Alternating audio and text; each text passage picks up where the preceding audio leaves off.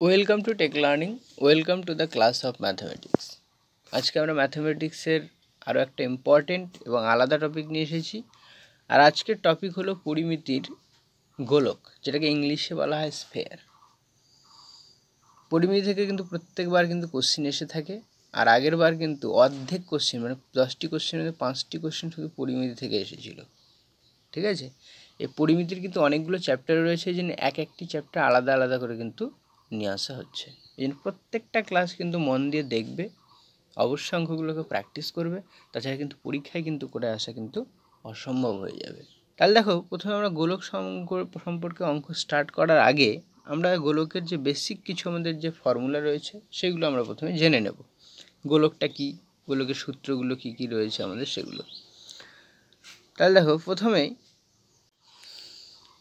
এখানে দেখো, এই যে ছবিতে তোমরা দেখতে পাচ্ছ যে ফুটবল দেখতে পাচ্ছ, এখানে একটা গ্লোব দেখতে পাচ্ছ, এখানে একটা লোহার বল দেখতে পাচ্ছ। এই ছবিতে দেখো, এগুলো প্রত্যেকটা কিন্তু গোলকের উদাহরণ, যেটাকে ইংলিশে বলা হয় স্ফেয়ার। কিন্তু এখানে যে ফুটবলটা রয়েছে, ফুটবলের কিন্তু মাঝে ফাঁপা থাকে, এই জন্য কিন্তু এটা একটা ফাঁপা গোলক। কিন্তু একটা লোহার গোলক, যেটা আমরা স্পোর্টসের সময় আমরা ব্যবহার করে থাকি, সেটা কিন্তু ভেতরটা কিন্তু পূর্ণ থাকে, ওই জন্য ওটাকে বলা হয় নিরেট গোলক, সলিড স্ফেয়ার। ঠিক আছে, একইভাবে ওইখানে তোমাদের ভূগোলের ক্ষেত্রে, ভূগোলের মধ্যে যে আমরা গ্লোব ইউজ করি, সেই গ্লোবটাও কিন্তু ভেতরটা ফাঁপা থাকে, তাহলে ওটাও কিন্তু একটা ফাঁপা গোলক। ঠিক আছে, এইবার এই যে গোলক যেটা রয়েছে, গোলকের কিন্তু একটি মাত্র তল থাকে, সেই তলটাকে আমরা বলি পার্শ্বতল, বক্রতল বা সমগ্রতল। তো এই যে গোলকের পার্শ্বতল বা সমগ্রতল বা বক্রতলটা কি? একটা গোলকের উপর দিয়ে যদি আমি একটা কভার দিই, মানে একটা ফুটবল রয়েছে, ফুটবলের উপর আমি একটা কভার দিলাম উপর থেকে, চামড়ার কভার, তাহলে এই যে কভারটা, সেই কভারটা আমাদের বক্রতলের ক্ষেত্রফল বা সমগ্রতলের ক্ষেত্রফলকে বোঝায়। ওকে, একইভাবে একটা আমি যদি আয়রনের যদি একটা গোলক নিয়ে নিই, লোহার গোলক, তাহলে তার ভেতরে কতটা পদার্থ থাকবে, ঠিক আছে, সেই পদার্থটাকে, ওই গোলকটার আয়তনকে বোঝায়। আরেকবার বলি, যে গোলকের উপরের কভারটা গোলকের বক্রতল বা সমতলের ক্ষেত্রফলকে বোঝায়, আর ওই গোলকের ভেতরের কতটা জিনিস ধরবে, কন্টেন করতে পারবে, যেমন ফুটবলের ভেতরে কতটা বাতাস ধরবে, জল ধরবে। ঠিক আছে, লোহার গোলকটার ভেতরে কতটা লোহা রয়েছে, পাথরের গোলকের ভেতরে কতটা পাথর রয়েছে, সেগুলো তার আয়তনকে বোঝায়। তার জন্য এখানে দেখো সূত্র দিয়ে দিয়েছি, দেখো যে কোনো একটা গোলকের, সেটা হলো ফাঁপা হোক বা হলো নিরেট হোক, তার বক্রতলের ক্ষেত্রফল দু ক্ষেত্রে হয় 4πr² বর্গ একক, যেখানে আর হলো আমার ওই গোলকটার ব্যাসার্ধকে বোঝায়। দেখো এখানে ছবিতে আমি ব্যাসার্ধটা কি সেটা দেখিয়ে দিয়েছি। ব্যাসার্ধ মানে ওই গোলকের যে কেন্দ্র রয়েছে, সেন্টার, সেখান থেকে তার পরিধির যে লেন্থ, সেটাকে বলি আমরা হচ্ছে ব্যাসার্ধ বা আর। তার মানে আমাদের সূত্রে কিন্তু সবসময় ব্যাসার্ধ বা আর লাগবে, এখানে আর হলো ব্যাসার্ধটাকে রিপ্রেজেন্ট করছে। একইভাবে গোলকের আয়তন মানে ওই গোলকটার মধ্যে কতটা পদার্থ ধরবে, তার সূত্র হচ্ছে 4/3πr³, কারণ আমাদের আয়তনের মাত্রা 3 হয়, এই জন্য দেখো এখানে কিউব ইউজ করা হয়েছে। ওকে, আর এখানে পায়ের মান কিন্তু 22/7 ইউজ করতে হবে, 22/7। একইভাবে যদি আমি একটা গোলকে কেটে দিই মাঝে বরাবর, তাহলে সেটা পূর্ণ গোলক থেকে অর্ধ গোলক হয়ে যাবে। এবার একটা ফুটবলকে যদি আমি মাঝে বরাবর কেটে দিই, কীরকম দেখতে পাবে, ভেতর দিকটা ফাঁপা দেখতে পাবে, পাবে কি না? তখন ওই অর্ধ গোলকটাকে বলবো আমি হচ্ছে ফাঁপা অর্ধ গোলক।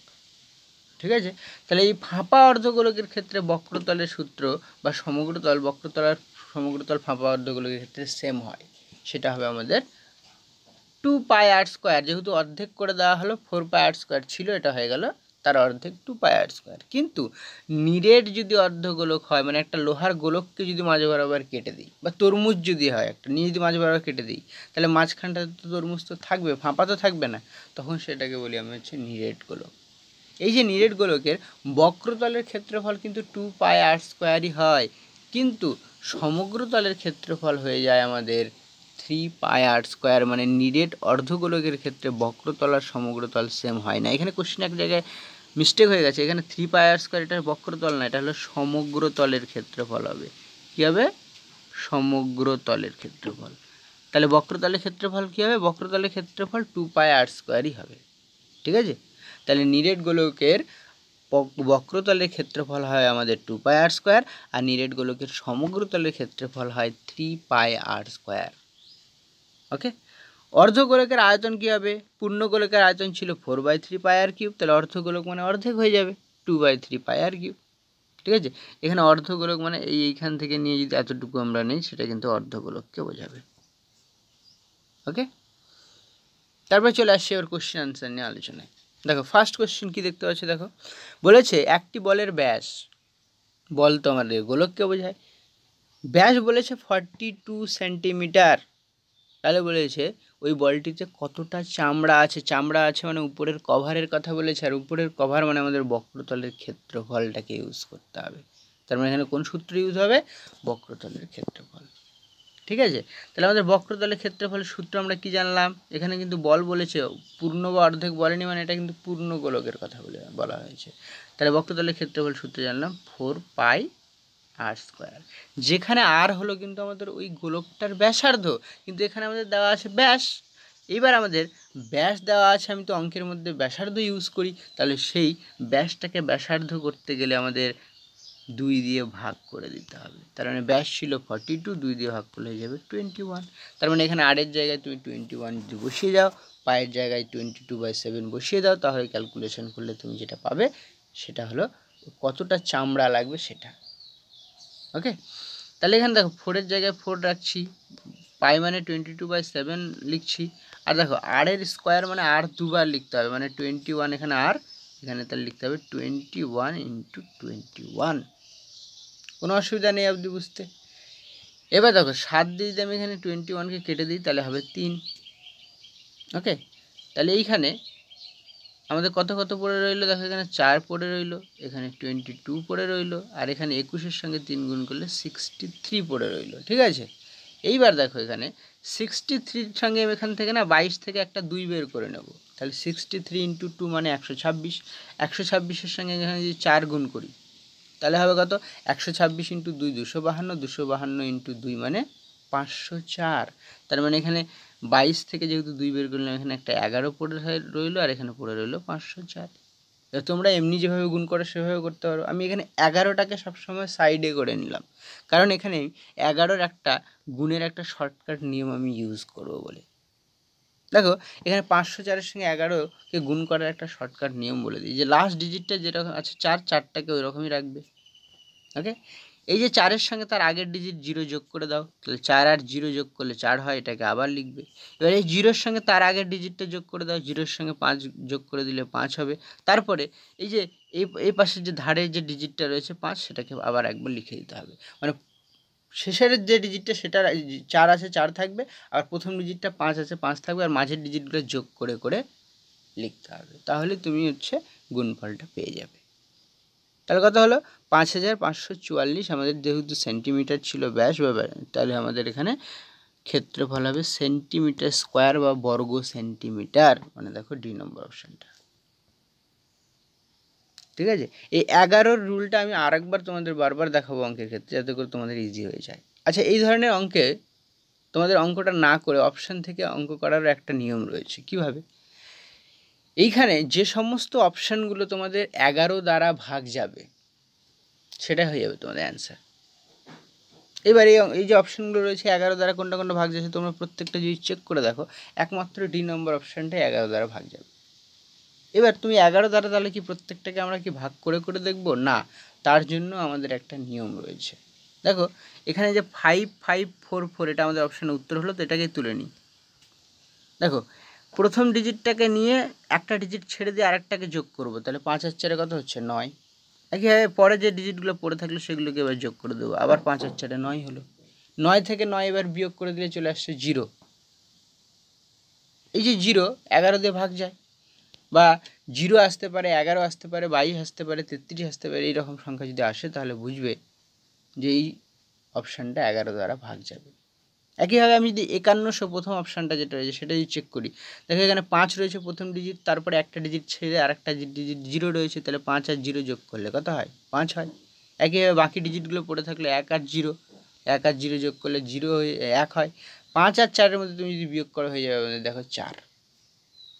ওকে, তার মানে এটা 11 দ্বারা ভাগ যাবে না। এখানে আমাদের 0, 11, 22, 33 এরকম সংখ্যা আসতে হবে। এরকম তোমরা অপশান চেক করেও কিন্তু অ্যান্সারগুলো সহজে করতে পারো, কোনো সূত্র, কোনো ক্যালকুলেশন ছাড়া।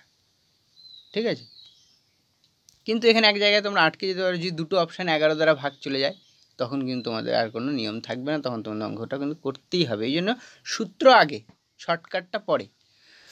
তারপর চলে আসছি নেক্সট কোশ্চেন বলেছে লোহার পাত দিয়ে তৈরি একটি গোলকের ব্যাস দেওয়া আছে। বারবার দেখো, গোলকটি রং করতে প্রতি বর্গ সেমিতে 2.50 মানে আড়াই মানে কিন্তু এখানে 5/2, আড়াই মানে কিন্তু 5/2 টাকা হিসেবে কত টাকা খরচ পড়বে।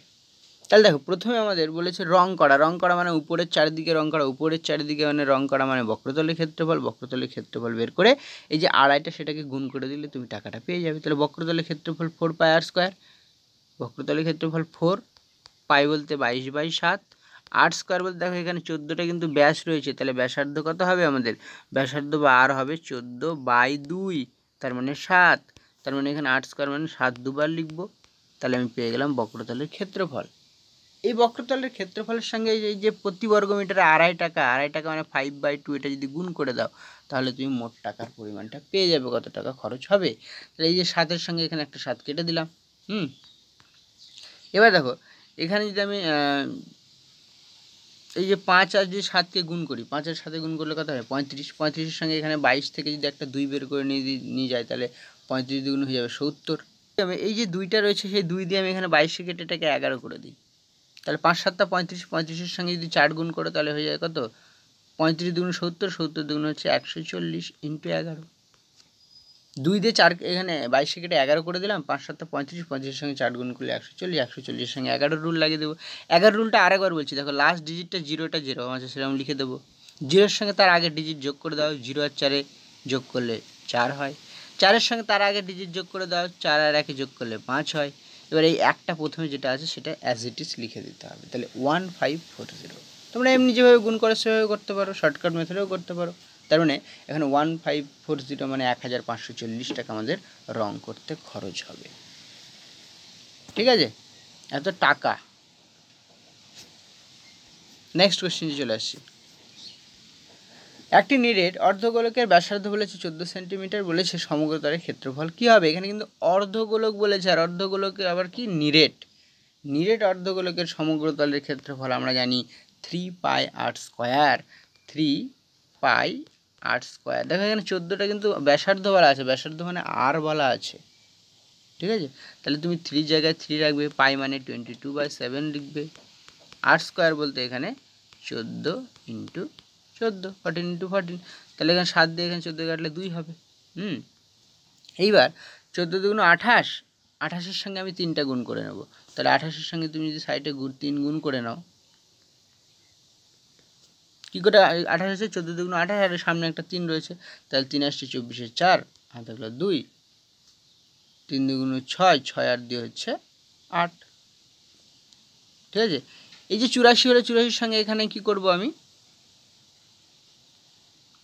22-এর ওখান থেকে একটা 2 বের করে নেবো, আর এখানে 11 লিখে দেবো, তাহলে এখানে 4 দুগুণ হয়ে গেল 8, 8 দুগুণ 16 ইন্টু এখানে 11 রুল লাগিয়ে দাও, তাহলে 8টা 8 লিখে দেবো, 8 6 14 4, হ্যাঁ থাকলো 1, 6 7 আর 1 8, পড়ে থাকলো 1। এইভাবে তুমি পেয়ে গেলে।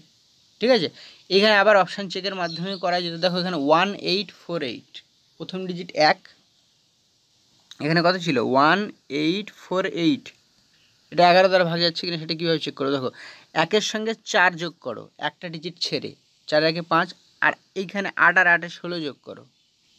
ঠিক আছে, তাহলে 16 থেকে যদি 5 বিয়োগ করো দেখো 11 হবে, 11 কিন্তু 11 দ্বারা ভাগ যায়, তার মানে ডি নম্বর অপশানটা সঠিক ছিল। এইভাবে তুমি অপশান চেকের মাধ্যমে কিন্তু অঙ্কটা করতে পারো। এরপরে তোমাদের জন্য একটা ইম্পর্টেন্ট অ্যানাউন্সমেন্ট, যেটা অলরেডি করা হয়েছে তোমাদেরকে, যে এই যে তোমরা যে প্রিপারেশানগুলো নিচ্ছ, আমাদের কিন্তু সমস্ত ক্লাস কিন্তু ইউটিউবে কিন্তু করানো হচ্ছে, ইংলিশ থেকে শুরু করে GK, reasoning, math, life science, physical, সমস্ত ক্লাস। তো এই ক্লাসগুলো যে তোমরা করছো, খুব ভালো করে করছো, সব ঠিক আছে, কিন্তু তোমরা যদি মক টেস্টটা যদি অ্যাটেন্ড না করো, মক টেস্ট কিন্তু ভীষণ জরুরি। মক টেস্ট যদি অ্যাটেন্ড না করো, এতজন স্টুডেন্টের মধ্যে তোমার পজিশনটা কোথায়? তুমি কতটা এগিয়ে বা কতটা পিছিয়ে সেটা তোমরা কিন্তু জাজ করতে পারবে না, জানতে পারবে না। এই জন্য মক টেস্টটা অ্যাটেন্ড করা কিন্তু ভীষণ জরুরি। ভালো রেজাল্ট করতে গেলে কিন্তু তোমাদের মক টেস্টটা কিন্তু অ্যাটেন্ড করতেই হবে। তো আমরা সেই জন্য সানডে মক টেস্ট নিয়ে চলে এসেছি, সেটা একদম ফ্রিতে। আর একটা ইম্পর্ট্যান্ট যেটা, যেখানে তোমাদের পরীক্ষায় যে ধরনের কোশ্চেনগুলো এসে থাকে বেছে বেছে একদম ঠিক সেই টাইপের কোশ্চেনগুলো সিলেক্ট করে একটা ইম্পর্ট্যান্ট এক্সাম কন্ডাক্ট করানো হচ্ছে। সেটা হচ্ছে দেখো, তার জন্য তোমাদের একটা ছোট্ট একটা সাবস্ক্রিপশন নিতে হবে 99 রুপিসের। ওকে, এর জন্য দেখো ডিটেলসে আরও জানার জন্য এখানে একটা নাম্বার দেওয়া আছে, সেই নাম্বার থেকে তোমরা কন্ট্যাক্ট করে নিতে পারো, ঠিক আছে। আর এই মক টেস্টটা কিন্তু ভীষণ জরুরি তোমাদের জন্য। অ্যানাউন্সমেন্টটাকে আরও বাকিদের সঙ্গে, সব বন্ধুদের সঙ্গে শেয়ার করে, যাতে করে তোমাদের কম্পিটিশানটা আরও বেশি হয়, তোমরা আরও ভালো করে বুঝতে পারো যে তোমরা কতটা এগিয়ে। আর অবশ্যই চ্যানেলে যারা তোমরা নতুন এসেছে অবশ্যই চ্যানেলটিকে সাবস্ক্রাইব করে চ্যানেলের সঙ্গে জুড়ে যাবে। তারপর চলে আসি দেখো নেক্সট কোশ্চেনে। বলেছে দুটি গোলকের সমগ্রতলের অনুপাত বলেছে 1:4, তাহলে তাদের আয়তনের অনুপাত কী হবে। দেখো এখানে সমগ্রতলের ক্ষেত্রফল, ক্ষেত্রফল মানে মাত্রা আমি বলেছিলাম 2 এবং আয়তনের মাত্রা 3 হয়, ব্যাস ব্যাসার্ধ এদের মাত্রা 1 হয়। তাহলে এখানে ক্ষেত্রফল মানে এখানে যেটা 1:4 রয়েছে, তাহলে কোনো একটা সংখ্যার স্কোয়ার করে এসেছে, মাত্রা 2 মানে স্কোয়ার। তাহলে এখানে দেখো এই সংখ্যাটা দেখো 1 মানে 1-এর স্কোয়ার না, আর 4 মানে 2-এর স্কোয়ার না, তার মানে 1 এবং 2-এর স্কোয়ার করে আমাদের এই ক্ষেত্রফলের অনুপাতটা এসেছে। তার মানে এখানে ব্যাসার্ধের যেটা অনুপাত হবে, ব্যাসার্ধ বা ব্যাসের অনুপাত যেটা হবে সেটা হচ্ছে 1:2। ওকে, কোশ্চেনে তোমাদের ব্যাসার্ধের অনুপাত চাইনি, কোশ্চেনে কি আমাদের ব্যাসার্ধের অনুপাত চেয়েছে? কোশ্চেনে বলেছে আয়তনের অনুপাত, আয়তনকে আমি V1:V2 দিয়ে লিখি, ক্ষেত্রফলকে আমরা A1:A2 দিয়ে লিখি, এরিয়া, আর ভি মানে ভলিউম। তাহলে দেখো আমাদের ক্ষেত্রফলের অনুপাত থেকে আমি ব্যাসার্ধের অনুপাত বের করে নিলাম, কিন্তু কোশ্চেনে চেয়েছে আয়তনের অনুপাত, আয়তন মানে কিউব হয়, তার মানে 1-এর কিউব ইসটু 2-এর কিউব। আয়তন মানে মাত্রা 3, ওই জন্য কিউব করতে হবে। তাহলে 1-এর কিউব করলে হয় 1, আর 2-এর কিউব করলে হয় 8, তার মানে 1:8 হবে আয়তনের অনুপাত, ঠিক আছে। এটা যদি ব্যাসার্ধের অনুপাত যদি চাইতো তাহলে 1:2 হয়ে যেত কিন্তু অ্যান্সার, ঠিক আছে। তার মানে কত নম্বর অপশান দেখো, এখানে সি নম্বর অপশান। এটা মনে রাখা আর একটা নিয়ম, আয়তন বললে কিন্তু যে সমস্ত সংখ্যাগুলো কিউব সংখ্যা রয়েছে সেগুলো উত্তর। এখানে দেখো কিউব সংখ্যা দুটো রয়েছে, 1:27, এটাও কিন্তু কিউব সংখ্যা, 1-এর কিউব আর 3-এর কিউব। আর এখানে সি নম্বর অপশান 1:2-এর কিউব, বুঝাচ্ছে তো। তাহলে এখানে অপশান চেক করে কিন্তু তুমি তাও দুটো হলে অপশান তোমার হয়ে যাচ্ছে, বোঝা যাচ্ছে। যে সঠিক অপশানটা জানার জন্য তোমাদের কিন্তু অঙ্কটা কিন্তু জানতে হবে, ঠিক আছে। তারপরে দেখো একই রকম সিমিলার একটা প্রবলেম দিয়েছি, দুটো গোলকের পৃষ্ঠতলের ক্ষেত্রফলের অনুপাত হলো 16:9 যদি হয়, তাহলে আয়তনের অনুপাত কী হবে, তোমরা করে কমেন্ট বক্সে অ্যান্সারটা জানাবে। এই অঙ্কগুলো দেওয়ার উদ্দেশ্য হলো এই কারণে যে তোমরা যাতে একটু করে তোমাদের মাথাটাকে একটু কাজে লাগাও, বাড়িতে একটু টাইম দাও অঙ্কটাতে, কারণ এই টাইমটাই তোমাদের দেওয়াটাই কিন্তু পরবর্তী পরীক্ষায় কিন্তু কাজে লাগবে, ঠিক আছে। তবে নেক্সট কোশ্চেন বলেছে যে যদি একটি গোলকের আয়তন, গোলক বলেছে এখানে পূর্ণ অর্ধেক কিছু বলা নেই, তার মানে এর আয়তন হবে পূর্ণ ভেবে অঙ্কটাকে করতে হবে 4/3 πr কিউব, এবং তার পৃষ্ঠতলের ক্ষেত্রফল, পৃষ্ঠতল মানে বক্রতল, বক্রতল মানে এখানে সমগ্রতল, তার ক্ষেত্রফলের সূত্র হচ্ছে 4πr²।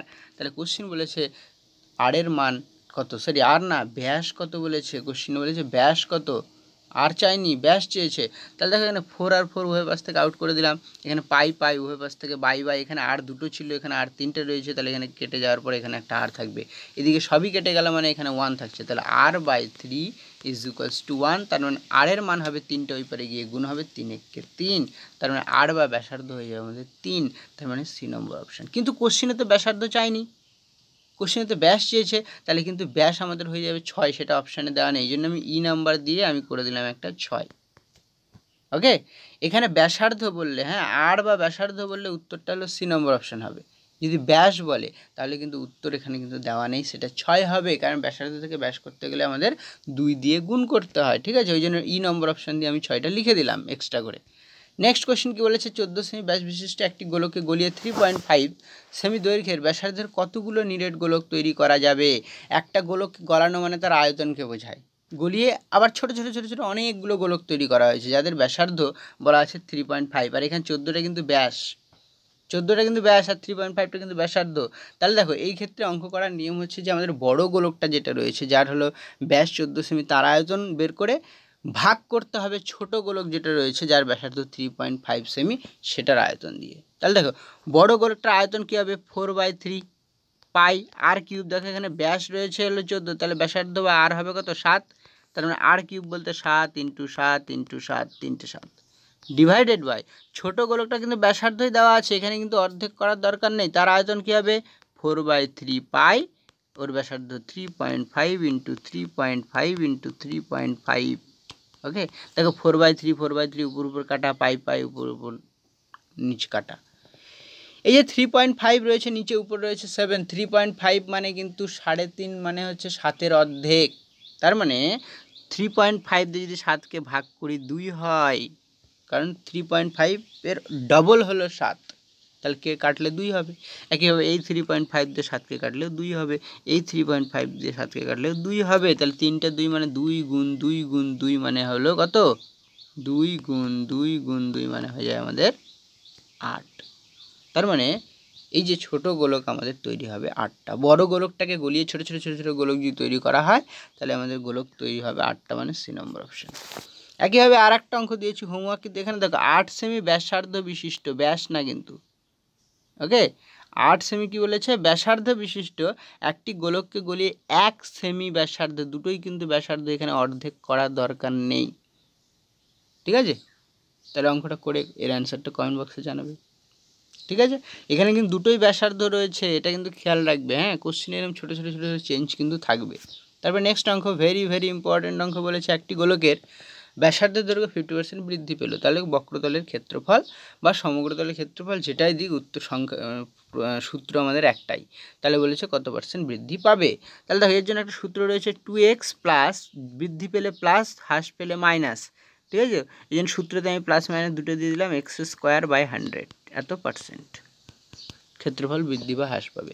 এখানে যেহেতু বৃদ্ধি বলেছে তাহলে আমরা অঙ্কটা করার সময় প্লাসটাকে তুলে নেব, তাহলে এখানে এক্স, কিন্তু এখানে এক্স বলতে কিন্তু এখানে 50, ওকে, তাহলে এক্স বলতে যদি 50 হয় তাহলে 2 × 50, এখানে যেহেতু বৃদ্ধি পাচ্ছে জন্য প্লাস তুলে নেব, 50² মানে কি 50 × 50² মানে 2 বার গুণ, ডিভাইডেড বাই 100, এটাকে ক্যালকুলেশন করলে তুমি পেয়ে যাবে শতকরা ক্ষেত্রফল কত বৃদ্ধি পাবে।